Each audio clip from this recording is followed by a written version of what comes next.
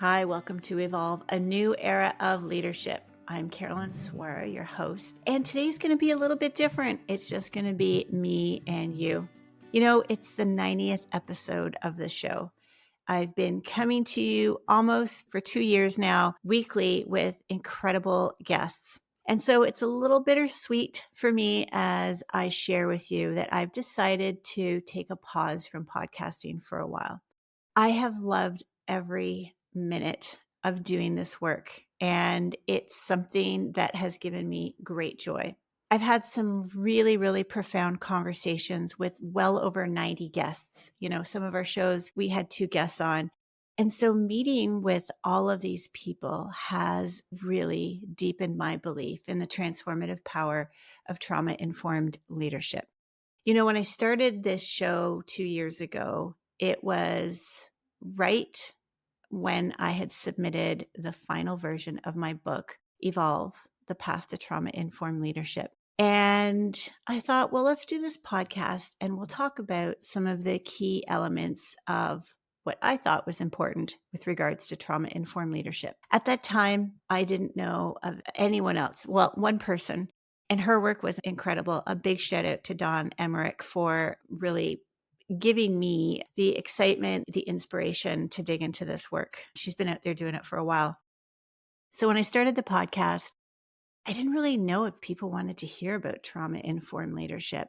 So I didn't put trauma in the title, but I did make it clear that we need to find a new way of working. And so every guest that I had on the show related to my premise in trauma-informed leadership, that self-awareness, self-regulation, and co-regulation were 3 important elements that we as leaders really needed to explore a bit more deeply. And so all of my guests helped us deepen our insight into those areas and obviously some other areas. So as I sit here today and share this final episode with you, it's really clear to me that it's time for me to evolve. Just like I shared with you in the book and in the podcast, we are all on this journey. And so it's a really interesting time for me. You know, I've had some folks reach out to me recently in the past 2 months telling me that my work, my podcast, the book has inspired them in their academic pursuits in leadership, that trauma-informed leadership is something that they wanted to study more about. And it's really showing me that there is a desire, there's interest out there to understand how trauma affects us as leaders and how we can create workplaces that truly, truly tap into the potential of people and not necessarily repeat old patterns that aren't necessarily serving us. So I'm taking a step back in my business and I am deciding how to focus myself in this area of trauma-informed leadership. It's really at the heart of how we build resilient and purpose-driven organizations. So I'm going to create space to dig a little bit deeper. I want to dig more into the research, continue my own work, and really niche myself in this area. I'm on the cusp of completing a year-long training in trauma-informed coaching and consulting. It's been a really powerful program for me under the guidance of Thomas Hübl and Amy Elizabeth Fox. I've been part of this global community, close to 200 people who are very, very committed to trauma-informed consulting and coaching. I believe there's a big shift happening in leadership right now. People are really starting to not just believe, but see firsthand that it's not enough to lead with strategy alone. You know, the emotional, psychological, and social impacts of the emotional wounds we carry, both personal and collectively, are shaping how we lead and how we experience the workplace. And for many of us, our work is more than just a job. It's how we find purpose.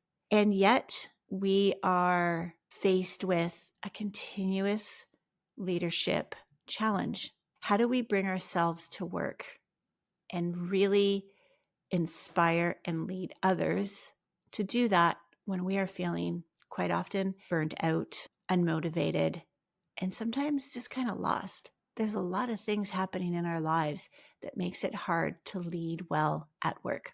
So it has become clear to me that my next step is to really fully immerse myself in trauma-informed leadership in this work by researching it further, speaking and partnering with others who are as committed as I am to understanding the depth of trauma and emotional wounds into our leadership.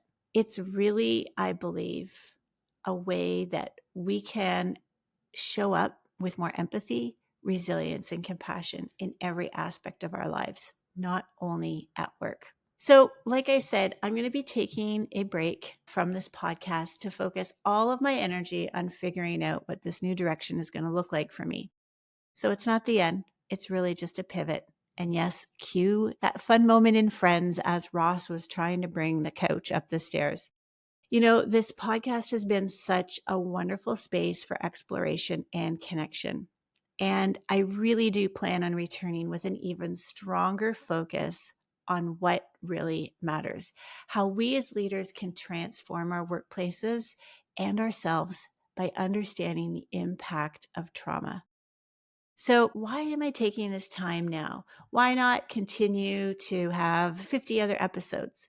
Because there are so many great people out there doing wonderful, wonderful work. I believe we're standing right now at a very, very pivotal moment. Organizations and leaders are being called to operate in more ways that are really, I'm going to say, more human. We need connection. We have an epidemic of loneliness. We have an epidemic of burnout in our workplaces, and we are trying to run so fast, we cannot keep up anymore. Trauma-informed leadership is really not the niche area that I thought it might be. I didn't think people would want to listen to this. I actually didn't know. Maybe I should rephrase that. I thought deep down, if with my own experience of understanding what it meant and how much it had impacted me, I thought, well, maybe some people might want to hear about it.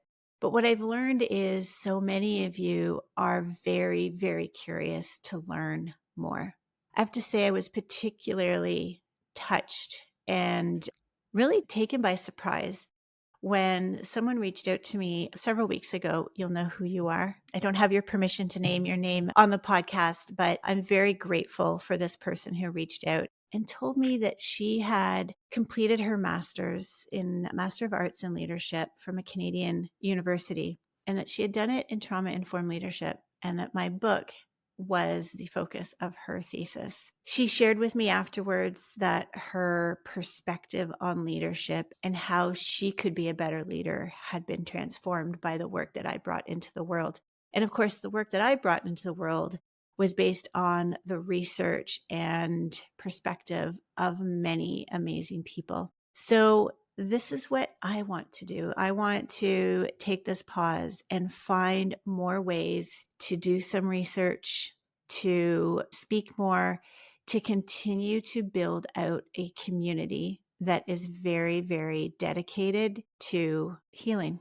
I never thought I was going to say that word when it came to leadership, but I can honestly tell you that through the work over the past 2 years, my own personal work and the work that I've done with leaders, I think healing is a very appropriate word. Now, before I step away, I just want to leave you with a few questions that have really been guiding my own reflections. And I hope they offer you some insight as you continue your own leadership journey. My first question is for you to really reflect on how your own emotional wounds show up in your leadership. That's a term, emotional wounds, that I have started to use instead of using the word trauma. And it comes from the research or the work of Gabor Mate. He wrote a book called The Myth of Normal. And one of the ways that he described trauma, and I say one of the ways, is an emotional wound. I used to think that work was a place for me to escape my past, for me to leave things behind, to sweep past hurts under the carpet. And if you haven't already figured this out, you can't do that. Your past is always, always going to follow you, and they truly shape how we lead. And you can run from them for a while, but ultimately it will catch up to you. And so I think part of the work in trauma-informed leadership is to really understand more deeply what this T word means and what it doesn't mean. So that's why I've chosen to, at times, use the word emotional wounds. I find it's a little bit more relatable, and we've all had them. The thing with these emotional wounds and with trauma is there is not a scale. There's not a scale that points to what is and what isn't a trauma. There's so many factors that go into our life and how we develop. And so getting clear and real with yourself is a big piece of this leadership. It's going to impact how you make decisions, how you communicate with others, and it's going to impact your relationships, not only with your family and friends, but your relationships at work. It's going to impact how you lean into conflict, how you lean into different perspectives, your ability to take in that information and work with it. Our workplaces are much more complex. There's more uncertainty. And those two things are challenging to work with when you haven't truly understood what drives you, and actually maybe not drives you, what has influenced you and impacted your own adult development. What does it mean to create trauma-informed spaces in your workplace? This is the second area or thing that I'd like to leave you with. We have the responsibility as leaders to create environments where people feel safe enough. I'm not going to say fully safe because that's a term that is going to be very different for people. And yes, there is the notion of psychological safety. There's also the perspective of physiological safety. This is where your nervous system tells your body what feels safe and what doesn't. So psychological safety and physiological safety are two elements that I'd like you to think about as you continue to work with the people in your organizations to achieve your organization's vision and purpose. What steps can you take to make your team a place where people can grow, thrive, and yes, where they can heal? And my last question for you to reflect on and think about is how understanding trauma and emotional wounding can deepen your sense of purpose. Work is where so many of us find meaning and connection. You might be working on a new product that is going to revolutionize how something is done. Maybe you work in a service industry. Maybe you're at a nonprofit. Whatever it is that you're doing, whatever organization it is that you're working for, there's an opportunity to find meaning in what you do. When we just go to work and do tasks without meaning, it is not very fulfilling. And that does not make for an inspiring life, and it does not make for a lot of happiness. How may you more deeply understand your sense of purpose by understanding how trauma has impacted or shown up in your life? If you're anything like me, you might have run from this word for many, many decades, maybe thinking that it didn't really apply to you. That's where I was. And what I've come to truly understand is I was running from myself. I was running from things that I'd forgotten about. And frankly, I'd been running because I'd had so many incredible adaptive behaviors protect me until I lost sense of purpose. So I hope that our time together, or over the past 2 years, or maybe 2 weeks, I don't know how long you've been listening, but I hope that it has enriched your perspective. I know it has enriched mine. I am just so grateful to all of the guests who have come on the show and have been part of this journey with me.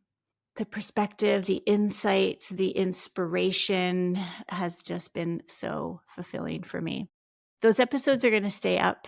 I hope that if you haven't listened to much of my work, I hope that you can go back and check out those different episodes and all of the great work that people globally are doing to help us as leaders become more self-aware, to find more ways to regulate and calm and create resilient nervous systems. And also, there is in every single episode some really inspirational music suggestions. So one of the questions I always asked my guests was to share a song or genre of music.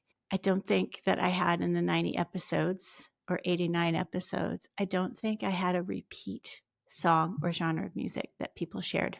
So there's a wonderful playlist in there too. Maybe one day I'll put that up into Spotify. It's clear to me that this work of trauma-informed leadership is really starting to resonate deeply. And that gives me just so much more motivation to step into this new chapter, whatever it looks like, with more focus and more intention. I really, really do believe that trauma-informed leadership is a big part of the future in our workplaces. It's really about taking us to a new level. It's about leading with empathy, vulnerability, and truly a commitment to understanding ourselves as whole people, a whole person, not just looking at the output of the work that we do. So this is not a goodbye. It really is just the beginning of something deeper. And when I come back, it will be with new insights, new strategies, and a truly renewed sense of purpose. So together, we're going to explore what it means to truly lead in this new era. Until we meet again, please take care. You can always reach out to me at carolyn@carolinswora.com.